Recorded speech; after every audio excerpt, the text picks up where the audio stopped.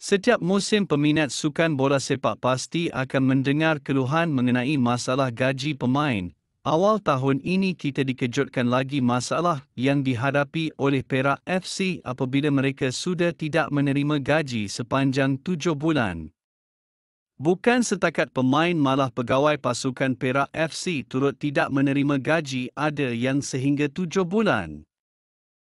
Difahamkan, jurulatih, penolong jurulatih serta kaki tangan pasukan itu tidak menerima gaji sejak Ogos lalu.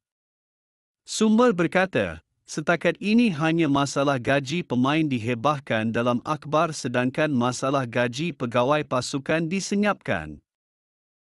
Pemain tidak menerima gaji antara 2 hingga 4 bulan tetapi pegawai lagi lama. Masalah ini begitu meruncing menyaksikan ada pegawai meletak jawatan untuk mencari pekerjaan lain. Sekarang pun ada yang sedang menimbang keputusan untuk berhenti dan membuat kerja lain, katanya. Menurutnya, keadaan itu amat menyedihkan kerana mereka mempunyai tanggungan selain ada yang isteri baru bersalin. Memang keadaan cukup tidak memberansangkan ketika ini, kata sumber yang enggan mendedahkan identitinya. Bagaimanapun, menurut sumber itu hanya pemain dan pegawai pasukan mengalami nasib sedemikian. Kaki tangan di pejabat menerima gaji bulanan seperti biasa, katanya. Sebelum ini, Perak FC berjanji akan melunaskan tunggakan gaji pemain sedia ada selewat-lewatnya pada 7 Mac lalu, namun sehingga tarikh itu, difahamkan pemain belum menerima gaji. Hal ini membuat Gabungan Persatuan Penyokong Bola Sepak Perak, TBG Mops Perak Fans Club, bercadang mengambil tindakan drastik ke atas pemilik kelab itu untuk membuat laporan polis. Keadaan itu menyebabkan ada pemain yang mahu menyertai pasukan lain. Antaranya, pemain tengah, Muhammad Firdaus Sayadi yang bercadang angkat kaki pada jendela perpindahan kedua Mei ini jika pasukan itu terus dilanda kemelut lewat bayaran gaji. Selain itu, kita dikejutkan juga baru-baru ini bahawa Kuala Lumpur City FC kini sedang mengalami masalah tunggakan gaji pemain dan pegawai sejak Januari lalu.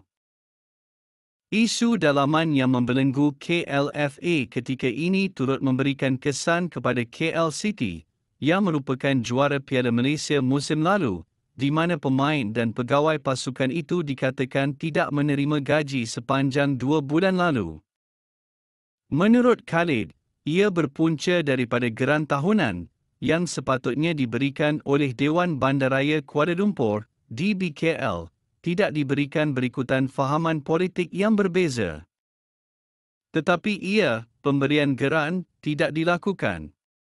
Mereka telah diperkenalkan kepada kami oleh Menteri Wilayah pada ketika itu, jadi ia menimbulkan masalah kepada kami kerana perancangan keuangan kami menjadi bercelaru, kata Khalid seperti yang dipetik Nadi Weekend.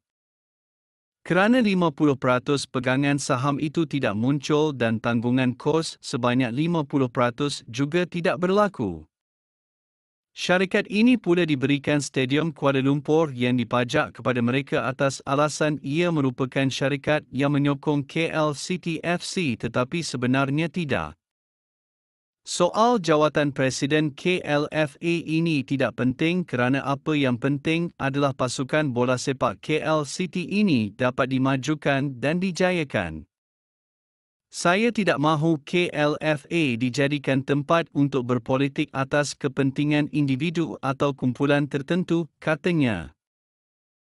Masalah ini berlaku setiap tahun dan berlanjutan akibat banyak ahli politik terlibat secara langsung dalam pengurusan kelab.